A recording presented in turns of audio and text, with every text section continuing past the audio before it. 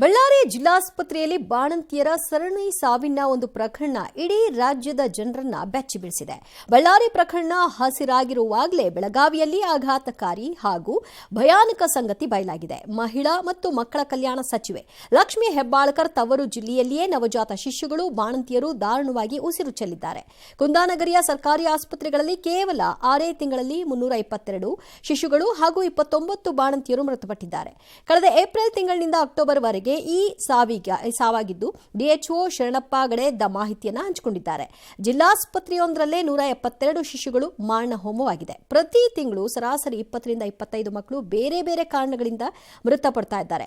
ಅಪೌಷ್ಟಿಕತೆಯಿಂದ ಸಾವುಗಳಾಗ್ತಾ ಇದೆ ಅಂತ ಹೇಳ್ತಿದ್ದಾರೆ. ನವಜಾತ ಶಿಶುಗಳು ಹಾಗೂ ಬಾಣಂತಿಯರ ಸಾವಿನ ಬಗ್ಗೆ ಬಿಜೆಪಿ ಶಾಸಕ ಯತ್ನಾಳ್ ಸರ್ಕಾರದ ವಿರುದ್ಧ ಆಕ್ರೋಶ ಹೊರಹಾಕಿದ್ದಾರೆ. 6 ತಿಂಗಳಲ್ಲಿ 322 ಮಕ್ಕಳು ಮೃತಪಟ್ಟಿರುವುದು ದೊಡ್ಡ ದುರಂತ.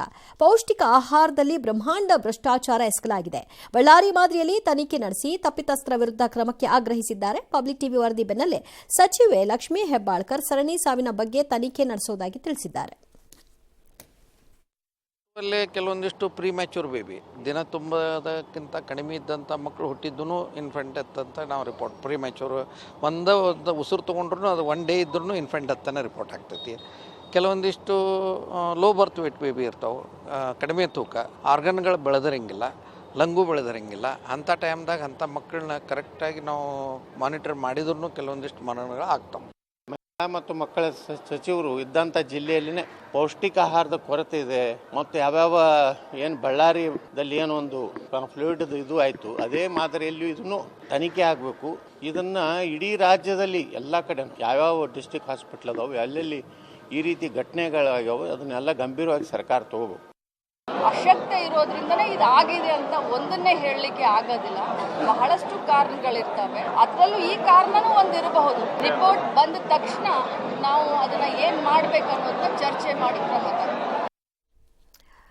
ನಿನ್ನೆ ಮೊನ್ನೆಯಿಂದ ಕಳೆದ 15 ದಿನಗಳಿಂದ ಆಗಿರೋದಲ್ಲ, 6 ತಿಂಗಳ ವರದಿಯನ್ನು ನಾವು ಕೊಡ್ತಾ ಇದ್ದೀವಿ. ಇಷ್ಟು ಸಾವುಗಳಾಗಿದೆ ಅಂತ ಅಂದರೆ ಸರ್ಕಾರ ಯಾವ ರೀತಿಯಾಗಿ ಇಲಾಖೆಯನ್ನು ನಿಭಾಯಿಸ್ತಾ ಇದೆ ಅನ್ನೋದು ಇಲ್ಲಿ ಸ್ಪಷ್ಟವಾಗಿ ಗೋಚರಿಸ್ತಾ ಇದೆ. ಸತ್ತವರು ಯಾರ ಮನೆಯಲ್ಲೋ ಅಲ್ವಾ, ನಿಮ್ಮ ಮನೆಯಲ್ಲಲ್ವಲ್ಲ. ಆ ತಾಯಿಯನ್ನು ಕಳ್ಕೊಂಡಂತಹ ಮಕ್ಕಳ ಕಥೆ ಏನು, ಕುಟುಂಬಗಳ ಕಥೆ ಏನು, ಇದರ ಬಗ್ಗೆ ಯಾರು ಯೋಚನೆ ಮಾಡಬೇಕು? ನಿಮ್ಮ ಮನೇಲೇನು ಹೆಣ ಬಿದ್ದಿಲ್ವಲ್ಲ, ಏನೋ ಒಂದು ಪರಿಹಾರ ಕೊಟ್ಟರೆ ಮುಗ್ದೋಯ್ತು. ವರದಿ ಕೊಡ್ತೀರಂತೆ, ಏನು ವರದಿ ಕೊಡ್ತೀರಿ?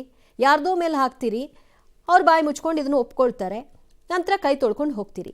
ಸತ್ತವ್ರ ಕಥೆ ಏನು, ಯಾರನ್ನೂ ಕೇಳೋ ಹಾಗಿಲ್ಲ. ಅಂದರೆ ಈಗ ಸರ್ಕಾರ ಆಡಳಿತ ವ್ಯವಸ್ಥೆಯನ್ನು ಸುಧಾರಣೆಗೆ ತರುವಂತಹ ನಿಟ್ಟಿನಲ್ಲಿ ಗಮನ ಕೊಡ್ತಾ ಇದೆಯೋ ಅಥವಾ ಬೇರೆ ಕಡೆಗಳಲ್ಲಿ ಗಮನ ಹರಿಸ್ತಾ ಇದೆಯೋ ಅನ್ನುವಂಥ ಪ್ರಶ್ನೆ ಇಲ್ಲಿ ಮನೆ ಮಾಡ್ತಾ ಇದೆ. ನೀವು ಹೀಗೆ ಮಾಡ್ಕೊಳ್ತಾ ಹೋದರೆ ಈಗ ಒಂದೊಂದೇ ಇಲಾಖೆಯಲ್ಲಿ ಅಲ್ಲಲ್ಲಿ ಲೂಪ್ ಹೋಲ್ಸ್ಗಳು ಕಾಣಿಸ್ಕೊಳ್ತಾ ಇದೆ, ಅಲ್ಲಲ್ಲಿ ಸಮಸ್ಯೆಗಳು ಕಾಣಿಸ್ಕೊಳ್ತಾ ಇದೆ. ಇನ್ನು ಮುಂದಿನ ದಿನಗಳಲ್ಲಿ ಇದು ಇನ್ನಷ್ಟು ಉದ್ಭವ ಆಗಬಹುದು ಅಥವಾ ಇನ್ನಷ್ಟು ಕಾಣಿಸ್ಕೊಳ್ಳಿಕ್ಕೆ ಶುರು ಆಗಬಹುದು. ಇನ್ನಾದರೂ ಆಡಳಿತ ಸುಧಾರಣೆಯ ಬಗ್ಗೆ ಗಮನ ಹರಿಸ್ತೀರಾ ಇಲ್ವಾ? ಈ ಸಾವುಗಳಿಗೆ ನ್ಯಾಯ ಬೇಕು. ಅದಕ್ಕೆ ಯಾರ ತಲೆದಂಡ ಆಗುತ್ತೆ, ಏನನ್ನು ಕೊಡ್ತೀರಿ ರೀಸನ್ ಕಾದು ನೋಡಬೇಕು. ಯಾಕಂದರೆ ಬಳ್ಳಾರಿಯಲ್ಲಿ ಈಗ ಔಷಧಿಗಳ ಮೇಲೆ ಹಾಕ್ತಾ ಇದ್ದೀರಿ, ಇನ್ನೂ ಕೂಡ ಅದನ್ನು ಪರ್ಫೆಕ್ಟಾಗಿ ಹೇಳ್ತಿಲ್ಲ ಹೀಗೆ ಅಂತ. ಬೆಳಗಾವಿಯಲ್ಲೂ ಹಾಗೆ ಹೇಳ್ತೀರೇನೋ ಗೊತ್ತಿಲ್ಲ. ಇನ್ನು ಇಡೀ ರಾಜ್ಯವನ್ನೇ ಬೆಚ್ಚಿ ಬೀಳಿಸಿರುವಂತಹ ಬಳ್ಳಾರಿಯಲ್ಲಿ ಬಾಣಂತಿಯರ ಸರಣಿ ಸಾವು ಪ್ರಕರಣವನ್ನು ಸರ್ಕಾರ ಇದೀಗ ಗಂಭೀರವಾಗಿ ಪರಿಗಣಿಸಿದೆ. ತನಿಖೆಗಾಗಿ ಅಭಿವೃದ್ಧಿ ಆಯುಕ್ತರ ನೇತೃತ್ವದಲ್ಲಿ ಕಮಿಟಿ ರಚನೆ ಮಾಡಿದೆ. ಈ ಸಮಿತಿ ವೈದ್ಯಕೀಯ ಶಿಕ್ಷಣ ಇಲಾಖೆ ಮತ್ತು ಆರೋಗ್ಯ ಇಲಾಖೆಗಳ ತಜ್ಞರು ಸೇರಿ 5 ಸದಸ್ಯರನ್ನ ಒಳಗೊಂಡಿರುತ್ತೆ. ಔಷಧಿಗಳ ಖರೀದಿ ಮತ್ತು ಪರೀಕ್ಷೆಗೆ ಒಳಪಡಿಸುವಲ್ಲಿ ಆಗಿರುವ ನಿಯಮ ಉಲ್ಲಂಘನೆ ಬಗ್ಗೆ ಈ ಸಮಿತಿ ತನಿಖೆ ನಡೆಸಿ ಸರ್ಕಾರಕ್ಕೆ ವರದಿಯನ್ನು ಸಲ್ಲಿಕೆ ಮಾಡಲಿದೆ. ಇತ್ತ ಸಿಎಂ ಸಿದ್ದರಾಮಯ್ಯ ಬಾಣಂತಿಯರ ಸಾವು ಪ್ರಕರಣ ಸಂಬಂಧ ಪ್ರತಿಕ್ರಿಯಿಸಿ ಕಳಪೆ ಔಷಧಿ ಮೃತಪಟ್ಟಿರುವುದು ಮೇಲ್ನೋಟಕ್ಕೆ ಸ್ಪಷ್ಟವಾಗಿದೆ ಅಂತ ಹೇಳಿದ್ದಾರೆ. ಅಲ್ಲದೆ ಮೃತ ಬಾಣಂತಿಯರ ಕುಟುಂಬಕ್ಕೆ 5 ಲಕ್ಷ ಪರಿಹಾರ ಕೊಡುವುದಾಗಿ ಘೋಷಿಸಿದ್ದಾರೆ. ಬಿಜೆಪಿ ರಾಜ್ಯಾಧ್ಯಕ್ಷ ಬಿವೈ ವಿಜಯೇಂದ್ರ ಈ ವಿಚಾರವನ್ನು ಸದನದಲ್ಲಿ ಪ್ರಸ್ತಾಪಿಸುವುದಾಗಿ ತಿಳಿಸಿದ್ದಾರೆ. ಬಳ್ಳಾರಿ ಆಸ್ಪತ್ರೆಯಲ್ಲಿ ಬಾಣಂತಿಯರು ಸುಮಾರು 5 ಜನ ಮೃತಪಟ್ಟಿದ್ದಾರೆ. ನಾನು ಮೀಟಿಂಗ್ ಮಾಡಿದೆ. ಮೀಟಿಂಗ್ ನಲ್ಲಿ ಕಳಪೆ ಔಷಧ ಕೊಟ್ಟದ್ರಿಂದ ಸಾವನ್ನಪ್ಪಿದ್ದಾರೆ ಅಂತ ಹೇಳಿ ಮೇಲ್ನೋಟಕ್ಕೆ ಗೊತ್ತಾಗ್ತಾ ಇದೆ. 5 ಲಕ್ಷ ರೂಪಾಯಿಗಳನ್ನ ಸತ್ತವರ ವಾರಸುದಾರರಿಗೆ ಕೊಡುತ್ತೇವೆ ಅಂತಕ್ಕಂಥ ಮಾತುಗಳನ್ನು ಹೇಳಲಿಕ್ಕೆ ಬಯಸ್ತಾ ಇದ್ದೇನೆ. ಇಡೀ ರಾಜ್ಯದಲ್ಲಿ 300ಕ್ಕೂ ಹೆಚ್ಚು ಬಾಣಂತಿಯರು ಗರ್ಭಿಣಿಯರು ಪ್ರಾಣವನ್ನ ಕಲ್ತ್ಕೊಂಡಿರ್ತಕ್ಕಂಥದ್ದು ವರದಿ ಆಗಿದೆ. ನಮ್ಮ ಪಕ್ಷದ ಮುಖಂಡರು ಕೂಡ ಸತ್ಯಾಗ್ರಹ ಮಾಡಿದ್ದಾರೆ. ನಾಳೆ ಎಲ್ಲ ವರದಿನ ತೆಗೆದುಕೊಂಡು ರಾಜ್ಯ ಸರ್ಕಾರಕ್ಕೆ ಏನ್ ಚಾಟಿ ಬೀಸಬೇಕು, ಯಾವ ರೀತಿ ನ್ಯಾಯ ಕೊಡಿಸಬೇಕು ಅದ್ರ ಬಗ್ಗೆ ನಾವು ಸದನದಲ್ಲಿ ಧ್ವನಿಯನ್ನ ಎತ್ತೇವೆ. ಸರ್ಕಾರ ಪರಿಹಾರ ಕೊಟ್ಮೇಲೆ ಅವ್ರ ಕೆಲಸ ಮುಗೀತು. ಇನ್ನು ಯಾರ್ದೇನಾದರೆ ಏನು ಕತೆ? ಇದನ್ನು ಇನ್ನೊಂದು ಸ್ವಲ್ಪ ದಿನ ಬಿಟ್ಟು ಇನ್ನೆಲ್ಲೋ ಒಂದು ಸಾವಾದ ಕೇಳಿ ಅವಾಗ ಇಲ್ಲ ವರದಿ ಬರುತ್ತೆ ಅಂತ ಹೇಳ್ಕೊಂಡು ಕಾಲಹರಣ ಮಾಡ್ತಾರಷ್ಟೇ. ಇಲ್ಲದೆ ಇದ್ರೆ ಏನಾಗುತ್ತೆ? ಸತ್ತವ್ರ ಮನೆ ಗೋಳು ಯಾರು ಕೇಳೋರು ಇದ್ದಾರೆ? ಯಾರೂ ಕೇಳಲ್ಲ. ಎಲ್ಲದರಲ್ಲೂ ಸರ್ಕಾರವನ್ನು ಎಚ್ಚರಿಸಬೇಕು. ಕುಡಿಯೋ ನೀರು ಸಿಗ್ತಾ ಇಲ್ಲ, ಎಚ್ಚರಿಸು. ಗುಂಡಿ ಬಿದ್ದಿದೆ, ಸರ್ಕಾರನ ಎಚ್ಚರಿಸು. 2 ತಿಂಗಳಿಂದ ಹಣ ಹೋಗ್ತಾ ಇಲ್ಲ, ನಿಮ್ಮ ಗ್ಯಾರಂಟಿದು, ಸರ್ಕಾರನ ಎಚ್ಚರಿಸು. ಅಲ್ಲೆಲ್ಲೋ ಅಕ್ರಮಗಳಾಗ್ತಾ ಇದೆ, ಅಲ್ಲೆಲ್ಲೋ ಲೂಟಿ ಹೊಡಿತಾ ಇದ್ದಾರಂತೆ, ಎಚ್ಚರಿಸು. ಬರೀ ಎಚ್ಚರಿಸು. ಎಚ್ಚೆತ್ಕೊಳ್ತಾ ಇಲ್ಲ ಇವರು. ಬರೀ ಎಚ್ಚರಿಸೋ ಕೆಲಸ ಅಷ್ಟೇ ಆಗ್ತಾ ಇದೆ. ಇನ್ನು ನಾಳೆಯಿಂದ ಬೆಳಗಾವಿಯ ಸುವರ್ಣಸೌಧದಲ್ಲಿ ಚಳಿಗಾಲದ ಅಧಿವೇಶನ ಆರಂಭವಾಗಲಿದೆ. ಬೈ ಎಲೆಕ್ಷನ್ನಲ್ಲಿ ಭರ್ಜರಿ ಗೆಲುವು ಹಾಗೂ ಹಾಸನದ ಜನಕಲ್ಯಾಣೋತ್ಸವ ಸಕ್ಸಸ್ ಹುಮ್ಮಸ್ನಲ್ಲಿರುವಂತಹ ರಾಜ್ಯ ಸರ್ಕಾರಕ್ಕೆ ನಾಳೆಯಿಂದ ಅಗ್ನಿ ಪರೀಕ್ಷೆ. ಈ ಬಾರಿಯ ಚಳಿಗಾಲದ ಅಧಿವೇಶನ ಭಾರೀ ಕೋಲಾಹಲ ವಾಗ್ಯುದ್ಧಕ್ಕೆ ಸಾಕ್ಷಿಯಾಗಲಿದೆ. 10 ದಿನಗಳ ಕಾಲ ನಡೆಯಲಿರುವ ಬೆಳಗಾವಿ ಚಳಿಗಾಲದ ಅಧಿವೇಶನದಲ್ಲಿ ಮೂಡಾ, ವಾಲ್ಮೀಕಿ, ಅಬಕಾರಿ, ವಕ್ಫ್, ಬಾಣಂತಿಯರ ಸಾವು ಪ್ರಕರಣಗಳು ಸರ್ಕಾರಕ್ಕೆ ಬಿಸಿ ತುಪ್ಪವಾಗಿ ಪರಿಣಮಿಸುವಂತಹ ಸಾಧ್ಯತೆ ತಳ್ಳಿ ಹಾಕುವಂತಿಲ್ಲ. ಸಾಲು ಅಸ್ತ್ರಗಳನ್ನು ರೆಡಿ ಮಾಡಿಕೊಂಡಿರುವ ವಿಪಕ್ಷಗಳು ಸರ್ಕಾರದ ಮೇಲೆ ಮುಗಿಬೀಳಲು ಸಜ್ಜಾಗಿವೆಯಂತೆ. ಇತ್ತ ವಿಪಕ್ಷಗಳನ್ನು ಕಟ್ಟಿ ಹಾಕಲು ಸರ್ಕಾರವೂ ಸನ್ನದ್ಧವಾಗಿದೆ. ವಿಪಕ್ಷಗಳ ಹಗರಣಗಳನ್ನು ಮುಂದಿಟ್ಟುಕೊಂಡು ಸರ್ಕಾರ ಕೌಂಟರ್ ಕೊಡೋಕೆ ತಯಾರಾಗಿದೆ. ಸದನದ ಒಳಗೆ ಆಡಳಿತ ವಿಪಕ್ಷಗಳ ವಾಗ್ಯುದ್ಧ ಒಂದ್ ಕಡೆಯಾದ್ರೆ ಸದನದ ಹೊರಗಡೆಯೂ ಕೂಡ ಸಮರ ಜೋರಾಗಿರುತ್ತೆ. ಪಂಚಮಸಾಲಿ 2A ಮೀಸಲಾತಿ ಹೋರಾಟ, ಅನ್ನದಾತರ ಪ್ರತಿಭಟನೆ ಕೂಡ ನಡೆಯಲಿದೆ. ಅಧಿವೇಶನದಲ್ಲಿ ಬಿಬಿಎಂಪಿ ವಿಧೇಯಕ, ರಾಜ್ಯಪಾಲರ ಅಧಿಕಾರ ಮೊಟಕು ಮಾಡುವ ಗ್ರಾಮೀಣಾಭಿವೃದ್ಧಿ ವಿವಿ ವಿಧೇಯಕ ಸೇರಿದಂತೆ 15ಕ್ಕೂ ಹೆಚ್ಚು ಬಿಲ್ ಮಂಡನೆ ಆಗಲಿದೆ. ಇನ್ನು ಬಿಜೆಪಿ ರಾಜ್ಯಾಧ್ಯಕ್ಷ ಶಾಸಕ ವಿಜಯೇಂದ್ರ ಸದನದ ಒಳಗೆ ಹೊರಗೆ ಸರ್ಕಾರದ ಕಿವಿ ಹಿಂಡುವ ಕೆಲಸವನ್ನ ಮಾಡ್ತೀವಿ ಅಂತ ಹೇಳಿದ್ದಾರೆ. ವಿಪಕ್ಷಗಳು ಅಸ್ತ್ರಗಳನ್ನ ಎದುರಿಸಲು ನಾವು ರೆಡಿ ಅಂತ ಸಿಎಂ ಕೂಡ ಹೇಳಿದ್ದಾರೆ.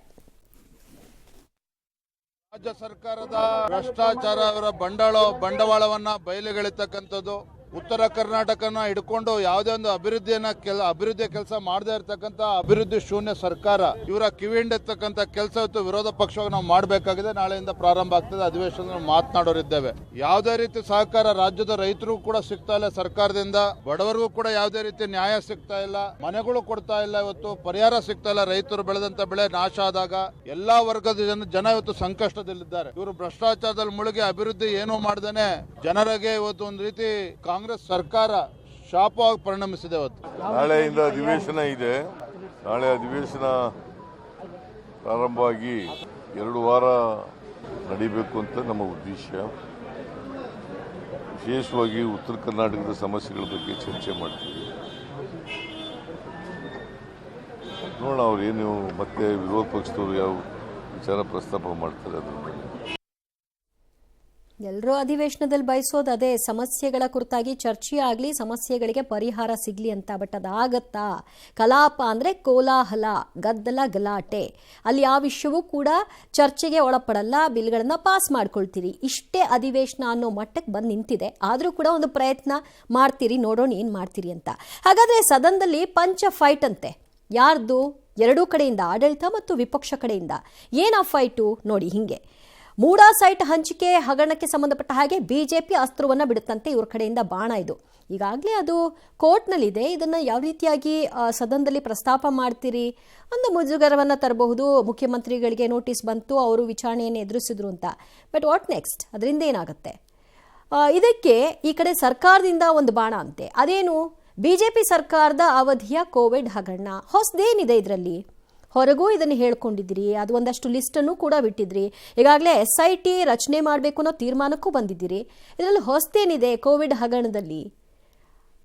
ಕೋವಿಡ್ ಹಗರಣ ಆಗಿದೆ ಅನ್ನೋದೇ ಆದರೆ ಅದು ಆಗಲಿ, ಆ ಒಂದು ತನಿಖೆ ಆಗಲಿ, ತನಿಖೆಯನ್ನು ಬೇಡ ಅಂತ ಯಾರೂ ಹೇಳಲ್ಲ. ಇನ್ನು ಬಿಜೆಪಿ ಕೂಡ ಇದು ರಾಜಕೀಯ ಮಾಡ್ತಿದ್ದಾರೆ, ದ್ವೇಷ ಮಾಡ್ತಿದ್ದಾರೆ ಅಂತ ಹೇಳಕ್ಕೆ ಹೋಗಬಾರ್ದು. ಹಾಗೊಂದು ವೇಳೆ ನಿಮ್ಮ ಪ್ರಕಾರ ಏನೂ ಆಗಿಲ್ಲ ಕೋವಿಡ್ನಲ್ಲಿ, ಎಲ್ಲವೂ ಕೂಡ ಟ್ರಾನ್ಸ್ಪರೆಂಟ್ ಆಗಿತ್ತಲ್ವ, ಹಾಗಿದ್ದ ಮೇಲೆ ತನಿಖೆ ಆಗಲಿ ಅಂತ ಸವಾಲು ಹಾಕಬೇಕು. ನೋಡೋಣ ಈ 2 ವಿಷಯಗಳಲ್ಲಿ ಹೇಗೆ ಫೈಟ್ ನಡೆಯುತ್ತೆ ಅಂತ. ಇನ್ನು ನೆಕ್ಸ್ಟ್, ವಾಲ್ಮೀಕಿ ನಿಗಮ ಅಕ್ರಮ ಪ್ರಕರಣಕ್ಕೆ ಸಂಬಂಧಪಟ್ಟ ಹಾಗೆ ಈ ಕಡೆಯಿಂದ ಬಿಜೆಪಿ ಬಾಣ ಅಂತೆ. ಅದಕ್ಕೆ ಕೌಂಟರ್ ಆಗಿ ಸರ್ಕಾರದ ವತಿಯಿಂದ BSY ಮತ್ತು ವಿಜಯೇಂದ್ರ ವಿರುದ್ಧದ BDA ಹಗರಣವನ್ನು ಪ್ರಸ್ತಾಪ ಮಾಡ್ತಾರಂತೆ. ಅಂದರೆ ಅರ್ಥ ಏನಿದ್ರಲ್ಲಿ? ನೀವು ಈ ವಿಷಯ ತೆಗೆದ್ರೆ ನಾವು ಇನ್ನೊಂದು ವಿಷಯ ಕೌಂಟರ್ ಆಗಿ ಕೊಡ್ತೀವಿ, ನಿಮ್ಮ ಬಾಯಿ ನಾವು ಮುಚ್ಚಿಸ್ತೀವಿ, ನಮ್ಮ ಬಾಯಿ ನೀವು ಮುಚ್ಚಿಸಿ, ಹೀಗೆ ಒಟ್ನಲ್ಲಿ ಬಾಯಿ ಮುಚ್ಕೊಳ್ಳಿ. ಜನರಿಗೆ ಇದರಿಂದ ಏನೂ ಅನುಕೂಲ ಆಗಬಾರ್ದು. What next? ಬಿಜೆಪಿ ವಕ್ಫ್ನಿಂದ ಆಸ್ತಿ ಕಬಳಿಕೆ ವಿವಾದಕ್ಕೆ ಸಂಬಂಧಪಟ್ಟ ಹಾಗೆ ಸದನದಲ್ಲಿ ಪ್ರಸ್ತಾಪ ಮಾಡುತ್ತೆ. ಬಟ್ ಬಿಜೆಪಿ ಎಷ್ಟು ಸೀರಿಯಸ್ ಆಗಿ ಈ ವಿಷಯವನ್ನು ತೆಗೆದುಕೊಂಡು ಹೋರಾಟವನ್ನು ನಡೆಸುತ್ತೆ, ರೈತರದ್ದಾಗ್ಲಿ ಅಥವಾ ಮಠಮಾನ್ಯಗಳದ್ದಾಗ್ಲಿ ಆಸ್ತಿಯನ್ನ ಈಗಾಗಲೇ ತಮ್ಮದು ಅಂತ ಕ್ಲೈಮ್ ಮಾಡ್ಕೊಳ್ತಿರೋ ವಕ್ಫ್ ವಿರುದ್ಧವಾಗಿ ಹೋರಾಟ ಯಾವ ಸ್ವರೂಪದಲ್ಲಿ ಆಗುತ್ತೆ ಅನ್ನೋದನ್ನ ಕಾದು ನೋಡ್ಬೇಕಷ್ಟೇ. ಇದಕ್ಕೆ ಕೌಂಟರ್ ಆಗಿ ಈಗ ಸರ್ಕಾರ ಯತ್ನಾಳ್ ಮತ್ತು ವಿಜಯೇಂದ್ರ ಬಣಗಳ ತಿಕ್ಕಾಟವನ್ನ ಪ್ರಸ್ತಾಪ ಮಾಡ್ತಂತೆ. ಅವ್ರ ಪಕ್ಷದ ಸಮಸ್ಯೆ, ಅವ್ರ ಪಕ್ಷದ ಹುಳುಕನ್ನು ಅವರು ಸರಿಪಡಿಸ್ಕೊಳ್ತಾರೋ ಅಥವಾ ಬೀದಿರಂಪ ಮಾಡ್ಕೊಳ್ತಾರೋ. ಬಟ್ ನಿಮಗೇನಾಗಬೇಕು? ಹಾಗಿದ್ರೆ ನಿಮ್ಮ ಪಕ್ಷದಲ್ಲಿ ಏನೂ ಇಲ್ವಾ? ಇವ್ರ ಪಕ್ಷದಲ್ಲಿ ಪಾರದರ್ಶಕವಾಗಿ ಕಾಣಿಸ್ತಾ ಇದೆ, ನಿಮ್ಮ ಪಕ್ಷದಲ್ಲಿ ಒಳೊಳಗೆ ನಡೀತಾ ಇದೆ. ಇಷ್ಟೇ ವ್ಯತ್ಯಾಸ. ಇನ್ನು ನೆಕ್ಸ್ಟ್, ಅಬಕಾರಿ ಇಲಾಖೆಯಲ್ಲಿ ವಸೂಲಿ ಪ್ರಕರಣ 700 ಕೋಟಿ, ಅದು ಕೂಡ ಸಚಿವರ ವಿರುದ್ಧವಾಗಿಯೇ ಆರೋಪವನ್ನು ಮಾಡಲಾಯಿತು. ಅದು ಒಂದು ಇಶ್ಯೂನೇ ಆಗಲಿಲ್ಲ, 1-2 ದಿನದ ಸುದ್ದಿ ಆಯಿತು, ಹಾಗೆ ಸುಮ್ಮನಾಗೋಯ್ತು. ಈಗ ಅದನ್ನು ಅಧಿವೇಶನದಲ್ಲಿ ಪ್ರಸ್ತಾಪ ಮಾಡ್ತಾರಂತೆ. ನೋಡೋಣ ನಿಮ್ಮ ಫೈಟ್ ಅಬಕಾರಿ ಇಲಾಖೆಯ ಅವ್ಯವಹಾರವನ್ನು ತಡೆಯೋದಕ್ಕೆ ಸಾಧ್ಯವಾಗುತ್ತಾ ಅಂತ. ಅದಕ್ಕೆ ಕೌಂಟರ್ ಆಗಿ ಸರ್ಕಾರ ಗಣಿ ಸೇರಿ ವಿವಿಧ ಹಗರಣಗಳ ವಿಚಾರವನ್ನು ಪ್ರಸ್ತಾಪ ಮಾಡುತ್ತಂತೆ. ಸೊ ಈ ಮೂಲಕವಾಗಿ ಬಿಜೆಪಿಯವರನ್ನ ಕಟ್ಟಿ ಹಾಕುವಂತಹ ಕೆಲಸ. ಬಳ್ಳಾರಿಯಲ್ಲಿ ಬಾಣಂತಿಯರ ಸಾವು ಪ್ರಕರಣ, ಬಳ್ಳಾರಿ ಜೊತೆಗೆ ಈಗ ಬೆಳಗಾವಿ ಕೂಡ ಸೇರ್ಪಡೆಯಾಗಿದೆ. ಸೊ ಎರಡೂ ವಿಚಾರಗಳನ್ನು ಇಟ್ಕೊಂಡು ಬಿಜೆಪಿ ಹೋರಾಟವನ್ನು ನಡೆಸೋ ಮೂಲಕವಾಗಿ ಆ ಸಾವಿಗೆ ನ್ಯಾಯವನ್ನು ಒದಗಿಸೋದ್ರ ಜೊತೆಗೆ ಆರೋಗ್ಯ ಇಲಾಖೆಯ ಸುಧಾರಣೆ ಕುರಿತಾಗಿ ಪ್ರಸ್ತಾಪ ಮಾಡುತ್ತೆ. ಇದಕ್ಕೆ ಚರ್ಚೆಗೆ ಆಸ್ಪದ ಕೊಡ್ತಾರೋ ಅಥವಾ ಲೈಂಗಿಕ ದೌರ್ಜನ್ಯ ಪ್ರಕರಣಗಳನ್ನು ಬಿಗಿಯಾಗಿ ಇಟ್ಕೊಂಡು ಈ ವಿಷಯದಲ್ಲಿ ನಾವು ತನಿಖೆ ಕೊಡ್ತೀವಿ ಬಿಡ್ರಿ, ಅದೇನು ವರದಿ ಬರುತ್ತೆ ನೋಡೋಣ ಬಿಡ್ರಿ ಅಂತ ತಳ್ಳಿ ಹಾಕ್ತಾರಾ ಅನ್ನೋದನ್ನ ಕಾದು ನೋಡಬೇಕು. ಒಟ್ನಲ್ಲೇನು ಸರ್ಕಾರ ಈ 5 ಇಶ್ಯೂಗಳನ್ನು ಇಟ್ಕೊಂಡು ಕೌಂಟರ್ ಕೊಡ್ತೀನಿ ಅನ್ನೋದ್ರ ಬದಲು ನಾವು ಇಂತಿಂಥ ಅಭಿವೃದ್ಧಿಗಳನ್ನ ಮಾಡಿದ್ದೀವಿ, ಬರ್ರಿ ಚಾಲೆಂಜ್ ಮಾಡ್ತೀನಿ, ಯಾರೇನು ಫೈಟ್ ಮಾಡ್ತೀನಿ ಅಂತ ಮಾತನಾಡಬೇಕಾದಂತಹ ಸ್ಟೇಜಲ್ಲಿತ್ತು. ಆದರೆ ನೋಡಿ ಎಂತೆಂಥ ಇಶ್ಯೂಗಳ ಹಳೆಯ ವಿಷಯಗಳನ್ನ ಇಟ್ಕೊಂಡು ಈಗ ಮತ್ತೆ ಅದಕ್ಕೊಂದು ಹೊಸ ಲೇಪವನ್ನು ಕಟ್ಟುವಂತಹ ಪ್ರಯತ್ನವನ್ನು ಮಾಡುತ್ತೆ. ಇದು ಅಧಿವೇಶನದ ಒಂದು ಪಿಕ್ಚರ್ ಹೀಗಿರಬಹುದು ಅಂತ. ನಾಳೆ ರಿಯಲ್ ಪಿಕ್ಚರ್ ತೋರಿಸ್ತಾರೆ ಅಧಿವೇಶನದಲ್ಲಿ ಏನಾಯಿತು ಅಂತ. ಫೈನಲಿ ನಮಗೆ ಗೊತ್ತಾಗೋದು ಇಷ್ಟೇ, ಗದ್ದಲ ಗಲಾಟೆ. ನೆಕ್ಸ್ಟ್, ಇನ್ನು ವಿಧಾನಸಭೆಯ ಚಳಿಗಾಲದ ಅಧಿವೇಶನದಲ್ಲೇ ಬಿಜೆಪಿ ಸರ್ಕಾರದ ಅವಧಿಯಲ್ಲಿನ ಕೋವಿಡ್ ಅಕ್ರಮ ಆರೋಪ ಫೈಟ್ ಜೋರಾಗುವ ಸಾಧ್ಯತೆ ಇದೆ. ಬಿಜೆಪಿ ವಿರುದ್ಧ ಸರ್ಕಾರ ಬ್ರಹ್ಮಾಸ್ತ್ರ ಪ್ರಯೋಗ ಸಾಧ್ಯತೆ ಇದೆ. ಜಸ್ಟಿಸ್ ಮೈಕಲ್ ಡಿ ಕುನಾ ಮಧ್ಯಂತರ ವರದಿ ಮಂಡನೆಗೆ ಸರ್ಕಾರ ಪ್ಲಾನ್ ಮಾಡಿದೆ. ಅಧಿವೇಶನದ 2ನೇ ವಾರದಲ್ಲಿ ಟೇಬಲ್ ಮಾಡುವ ಬಗ್ಗೆ ಚರ್ಚೆ ಆಗಿದೆ. ಈ ಮೂಲಕ ಬಿಜೆಪಿ ವಿರುದ್ಧ ಪೊಲಿಟಿಕಲ್ ಚಾರ್ಜ್ ಶೀಟ್ಗೆ ಕಾಂಗ್ರೆಸ್ ಸಿದ್ಧತೆಯನ್ನ ಮಾಡಿಕೊಳ್ತಿದೆ ಎನ್ನಲಾಗಿದೆ. ಮಧ್ಯಂತರ ವರದಿ ಅಂಶಗಳನ್ನು ಬಹಿರಂಗಪಡಿಸಿ ಬಿಜೆಪಿ ಕಟ್ಟಿ ಹಾಕುವ ಮೆಗಾ ಪ್ಲಾನ್ ಇದೆ. ಜಸ್ಟಿಸ್ ಕುನ್ಹಾ ವರದಿಯನ್ನಾಧರಿಸಿ ಎಸ್ಐಟಿ ರಚನೆಗೆ ಈಗಾಗಲೇ ಕ್ಯಾಬಿನೆಟ್ ತೀರ್ಮಾನವನ್ನು ತೆಗೆದುಕೊಂಡಿದೆ. ಪಿಪಿಇ ಕಿಟ್, ಆರ್ಟಿಪಿಸಿಆರ್ ಟೆಸ್ಟ್ ಅಕ್ರಮದ ತನಿಖೆ, ಚಾಮರಾಜನಗರ ಆಕ್ಸಿಜನ್ ದುರಂತ ಕೇಸ್ ಸೇರಿ ಎಲ್ಲ ರಿಓಪನ್ಗೆ ಸರ್ಕಾರ ತೀರ್ಮಾನವನ್ನು ಮಾಡಿದೆ. ಆದರೆ ಇಡೀ ಮಧ್ಯಂತರ ವರದಿಯನ್ನು ಮುಂದಿಟ್ಟುಕೊಂಡು ಕಟ್ಟಿ ಹಾಕೋದಕ್ಕೆ ಸಿದ್ಧತೆ ಕೂಡ ಆಗಿದೆ. ಕೋವಿಡ್ ಅಕ್ರಮ ಕುರಿತ ಮಧ್ಯಂತರ ವರದಿ ಟೇಬಲ್ ಮಾಡಿದರೆ ಸದನ ಕದನ ಜೋರಾಗುತ್ತೆ. ಅಧಿವೇಶನದಲ್ಲಿ ಕಾಂಗ್ರೆಸ್ ವರ್ಸಸ್ ಬಿಜೆಪಿ ನಡುವೆ ರಾಜಕೀಯ ಸಮರದ ಬಿಸಿ ಕಾವೇರುತ್ತೆ. ಈ ಬಗ್ಗೆ ಮೈಸೂರಿನಲ್ಲಿ ಪ್ರತಿಕ್ರಿಯಿಸಿರುವ ಮಾಜಿ ಸಿಎಂ ಯಡಿಯೂರಪ್ಪ ಸರ್ಕಾರಕ್ಕೆ ಮಾಡೋ ಬೇರೇನು ಕೆಲಸ ಇಲ್ಲ ಅಂತ ಹೇಳಿದ್ದಾರೆ. ಬೇರೆ ಏನು ಕೆಲಸ ಇಲ್ಲ. ಆ ರೀತಿ ತನಿಖೆಗಳು ಮಾಡೋದ್ರಿಂದ ಏನು ಪ್ರಯೋಜನ ಆಗೋದಿಲ್ಲ.